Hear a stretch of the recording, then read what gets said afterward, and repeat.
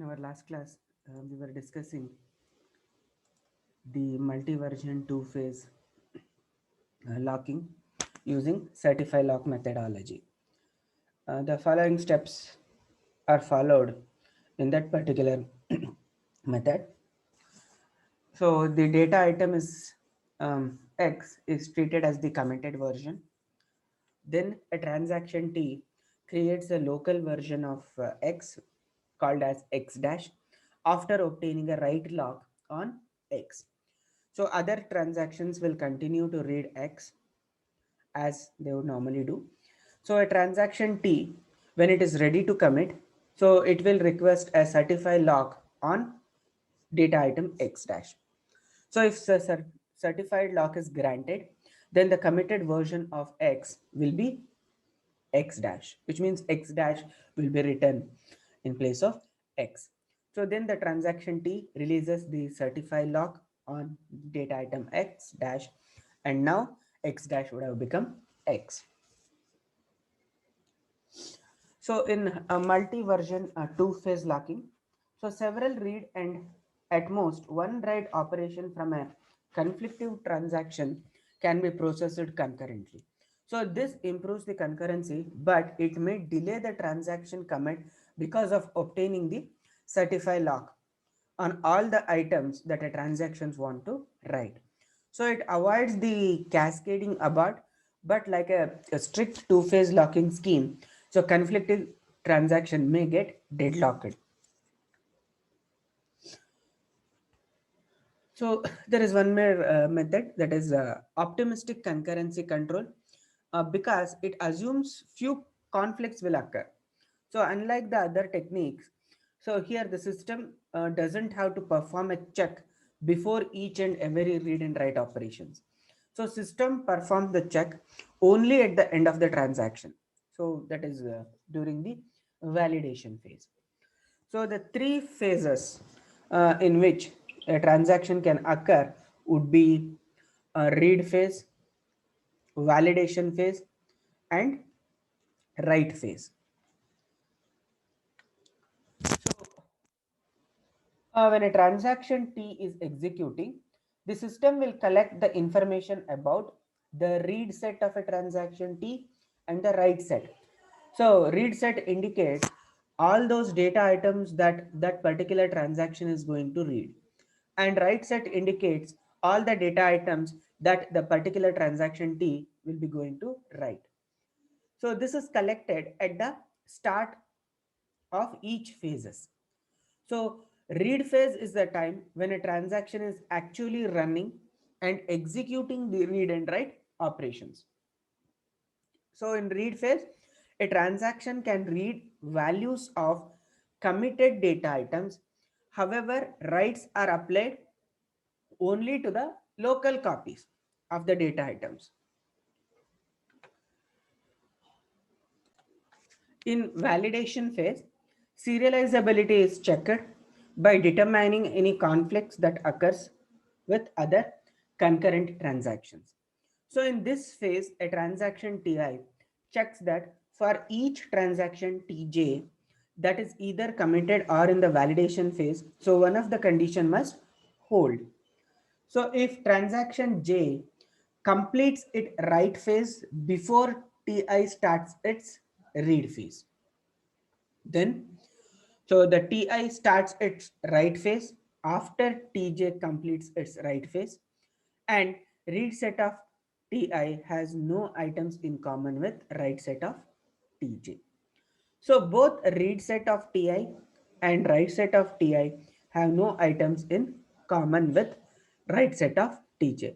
So then Tj completes its read phase before Ti completes its write phase. So in these conditions ensures that there is no conflicts between the Ti and Tj. So when validating Ti, the first condition that is checked is first for each transaction that is currently there. So is to since is the simplest condition to check. So what is the first condition? So first condition is Tj completes its write phase before Ti starts the read phase. So then If the first condition is false for a particular transaction, then only the second condition is checked. If the second condition is also false, then the third condition will be checked. So if none of the conditions hold for any transaction J, then the validation phase will fail and it, Ti gets aborted. So this is in the validation phase. So in the right phase, on the successful validation, so the successful validation indicates that a transaction Ti, it is not in conflicting with any other transactions. So once the validation phase completes, so the transaction will now enter into right phase. So in right phase, on the successful validation, the transaction updates the data items that it has locally written to the finally on the database on the disk, and they become the committed version of the database. So otherwise what happens, the transaction will fail. That fail the validation phase, those transactions has to be restarted. So the database will not be rolled back because the write operations that are applied are for only for the local copies, not on the actual database. So rollback will not be there, but instead the transaction will be restarted. So multi-level granular two-phase locking. So here granularity means it is the size of the data item. So granularity can be coarse, it can be treated as an entire database or a single tuple or a single attribute of a record. So the data item granularity significantly affects the concurrency control performance. So the degree of concurrency is low for coarse granularity and the degree of concurrency is very high for a fine granularity. So if we allow the concurrency granularity for a particular attribute or a column, then it is the fine granularity will be there and degree of concurrency will be high. So if we consider entire database as a single data item, then it is called as coarse granularity and the degree of concurrency will be very less. So an example granularity would be a field of a database record. It is a tuple or a database record or the entire row or a disk block or the entire file or the entire database. So the granularity can be at any of these five levels. So as and when the level increases, the degree of concurrency also decreases. So the hierarchy of granularity will be from coarse level to fine level.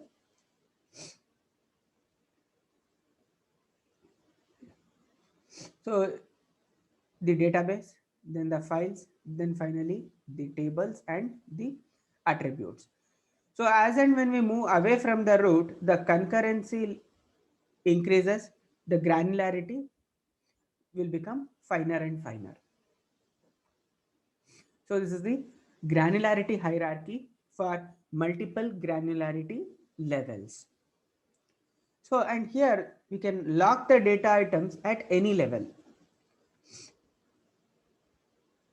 To manage such kind of hierarchy, in addition to read or shared locks or write or exclusive locking modes, three additional locking modes will be introduced. So they are called as intention lock modes. So intention lock modes are added.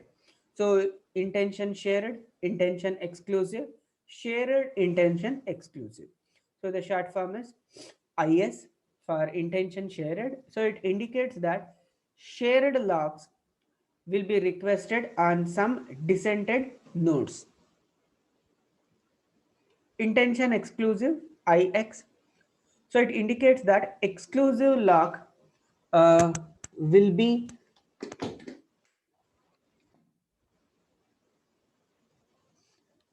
requested on some descendant nodes. Shared intention exclusive. So it indicates that current node is requested to be locked in the shared mode, but an exclusive lock will be requested on some descendant nodes. So these locks are applied using lock compatibility table. So we shall see lock compatibility table. So locking always will begin at root node and it proceeds down the tree to the child nodes. So while unlocking, it is in the opposite direction. So unlocking will start from the uh, child nodes and it will then move towards the root node. So here is the compatibility matrix. So IS, IX, S, SIX, then finally exclusive. So this will determine whether the granularity locking are compatible or not. So if both are in exclusive, so we cannot share them. Then if it is shared exclusive, then it is yes. All rest of the things are no. Then if it is shared, then only in IS and yes they can be accessed, so others cannot be accessed.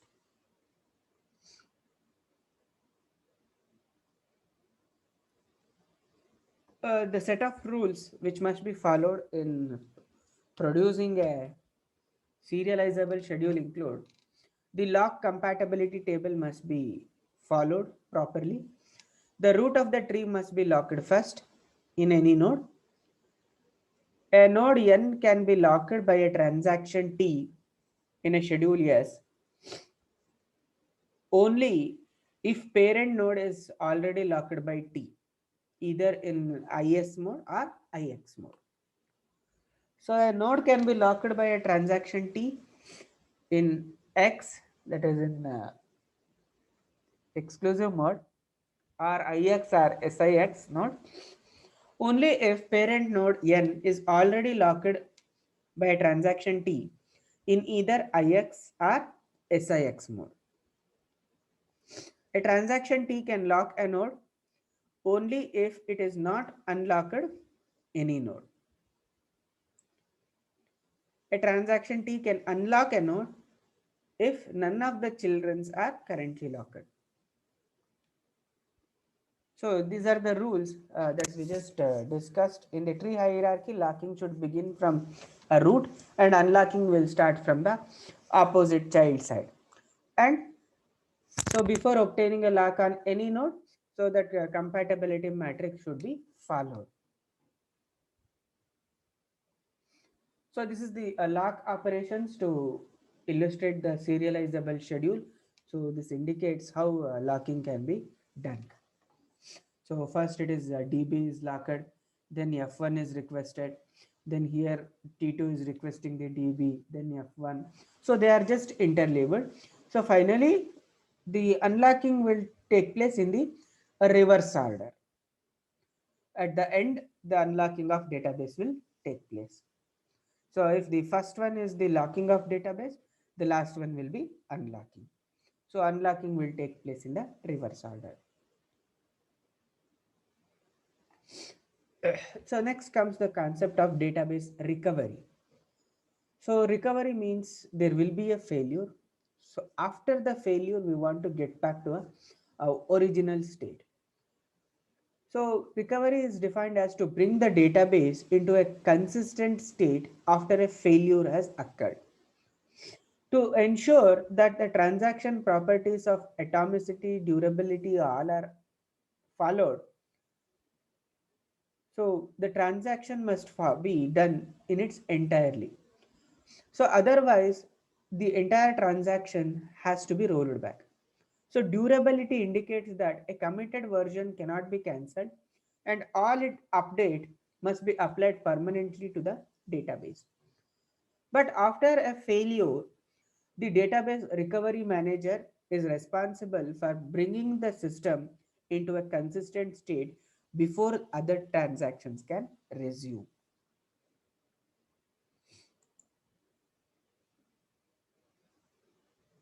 So there are several failures that can occur. So transaction failure. So transaction may fail because of errors, incorrect input, maybe due to deadlock, incorrect synchronization, or it may due to system failure. So a system may fail because of application error, operating system fault, RAM failure, etc. And sometimes disk may failure, power disruption can happen. So there can be a number of reasons for a failed transaction.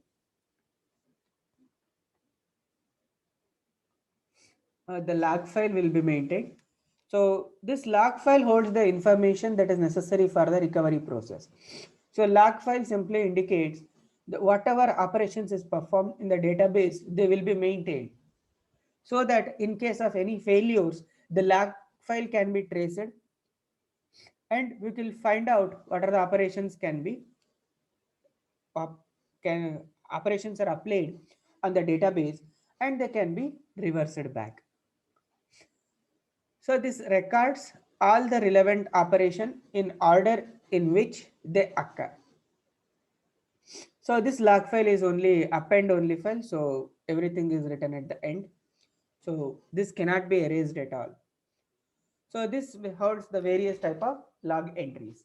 So each database in a real world application, each database update operations or insert operations, they will all be mentioned in a log file. So log file entries includes transaction T. So this records the transaction T has started. So that is the start transaction.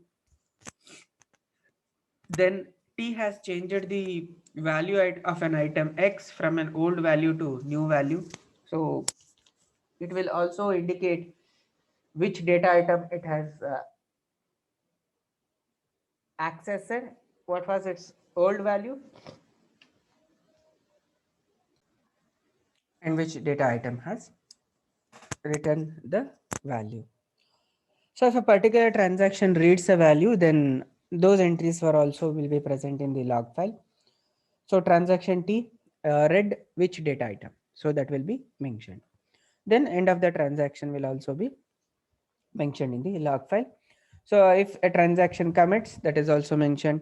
If a transaction aborts, that is also mentioned in the log file. So by looking at the log file, so in recovery time, so all the things that has happened in the database can be identified and suitable actions can be performed. So the log file, a sample entry will be like this. So for write item log entry, so old value before modification and after modification will be written. So then if the before modification needs to be reversed, then uh, there will be old value will also be present, so they can be updated easily and reversed. So the back P and next P, that is a pointer to previous and the next log records in the same transaction. So you can observe. So transaction T1, so the previous transaction pointer is 0, next pointer is 1, so operation is begin. Then T1, so next entry 1, so next entry related to this particular transaction will be in 4, that is write operation, data item is X. So before X is equal to 100, after X is equal to 200. So in between next to another transaction will start. So it is also writing the previous log and the next log. So like that, these transaction will write their operations.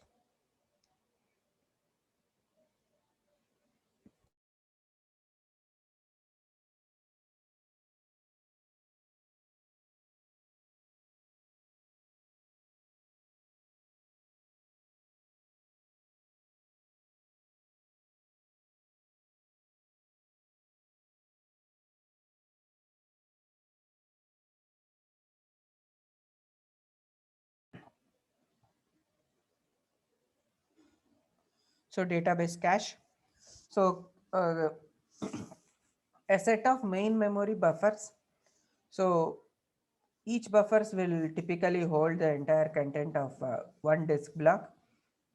So this stores the disk block that contain the data item that are being read and written by a database transaction. So database cache is a temporary memory that holds the entire block of data items. So data item are addressed based on the block address, disk block address, offset, and the size are mentioned in the bytes. So cache table. So cache table is a table of entries in the form of buffer address, disk block address, a modified bit, then pin unpin bits. So to indicate which disk blocks are currently in the cache and which are being modified when they were read. So data items that are to be modified are first copied into database cache by the cache manager, and after the modification they will be flushed or they will be written back to the disk. So this process is called as flushing, and this is controlled by modified and pin unpin bits. So pin unpin bits indicates that it cannot be written back to disk until it is unpinned. So it acts as just like a locking mechanism. So modified bit indicates that one or more data items in the buffer have been changed after they have been read from the database. So immediate update. So there are different kinds of update operations that are performed. So immediate update. So in this method, a data item that is modified in the cache will be returned back to the disk before the transaction has committed. So immediately after the change, that is written back into the disk. Deferred update. The modified data item in the cache will not be returned to the disk until and unless the transaction has committed. So in that case, the buffer will be pinned. So who will unpin it? When the transaction commits, unpinning will happen. A shadow update. So this is a modified version of data item. So doesn't overwrite a disk copy, but it is written as a at a separate disk location. So it is just a versioning. In place update, the disk version of the data item is overwritten by a cache version. So that is called an in place update. So the operations that are performed in recovery actions include the undo and redo operations. So to maintain the atomicity and the durability, the transaction may perform these two operations during the recovery process. So what does undo operation do? It is a rollback operation. So this is needed when the transaction has not yet committed and we want to roll back. So this operation can be done by looking at the log files. So redo operation is needed. It is for a committed transaction whose writes may not have been flushed into the database properly. So the transaction has completed its execution, but the values it has updated has not been written back to the disk. So in that time, so the redo operations will be performed. So undo operation restores all the BFIMs from a log to database on the disk, and undo operation is a reverse or backward of operations that are mentioned in the log file. The redo operation, it restores all the AFIMs from log to database on the disk. So redo operation proceeds in the forward direction in the log file. So write ahead logging protocol. So this is one more protocol that we will discuss. So the information needed for recovery must be returned to log file on disk before changes are applied on the database. So in write ahead logging, WAL, that's a short form. So this protocol contains two rules. For undo operations, before a data item is flushed onto the disk, its BFIMs must be returned to log and log must be saved to the disk.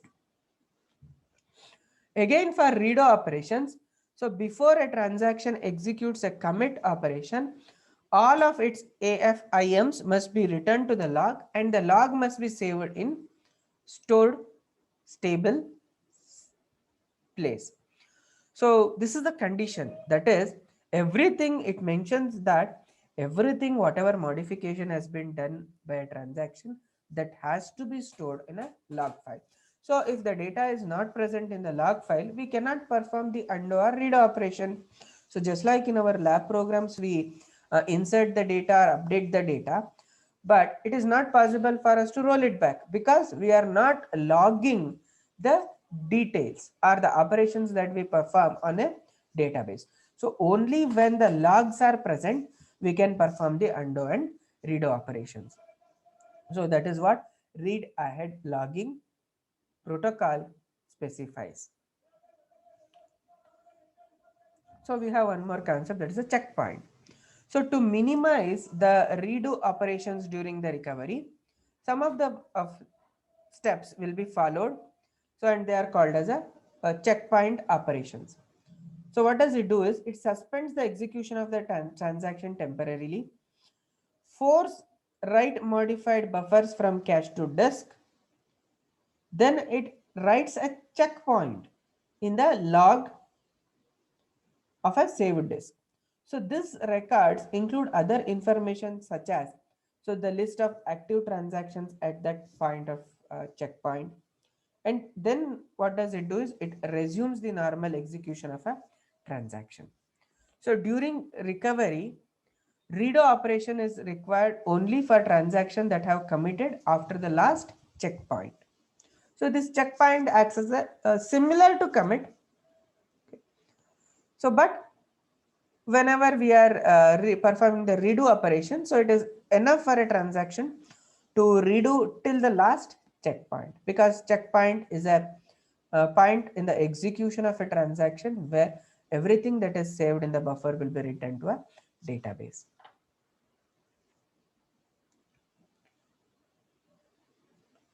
So the whatever steps that were mentioned in creating a checkpoint, so there will be a slight variation to that when used in a real application. So that is called as a fuzzy recheck pointing. So this allow a transaction to continue execution during when the checkpoint is in process. So in the previous we mentioned that during the checkpoints the transaction will be temporarily halted, but in this fuzzy checkpoint version the transaction is allowed to continue.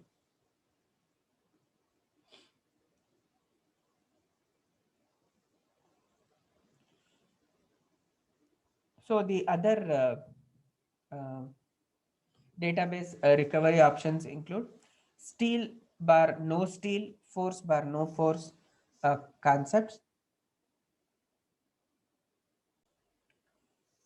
So we will discuss these steal, no steal, and no force operations in our next class.